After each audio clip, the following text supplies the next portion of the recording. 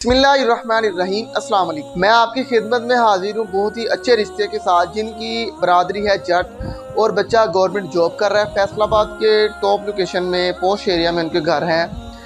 गाड़ी शाड़ी है माशाल्लाह, 2 गाड़ी हैं और काफ़ी दुकानें और मकान उनके रेंट आउट हैं। वेल सेटल फैमिली है।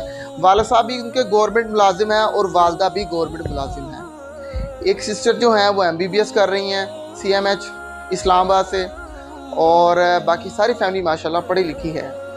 ये असल जट में करेंगे। जो फैमिलियाँ जिनके आबाओ अजदाद इंडिया से हिजरत करके आए हैं, उन्हीं फैमिलियों में ये रिश्ता करेंगे। अगर आपके पास जट फैमिली से बेटी हो, उसकी तालीम कम अज़ कम MPhil MSc या BSc या करीब करीब उसके पास अच्छी सी डिग्री हो अच्छी सी यूनिवर्सिटी से, और उसकी हाइट अच्छी हो, तो उसकी फ़ाइल आप हमसे व्हाट्सएप पे शेयर करें। इंशाल्लाह आपको इस बच्चे की मुकम्मल प्रोफाइल आपको मिल जाएगी।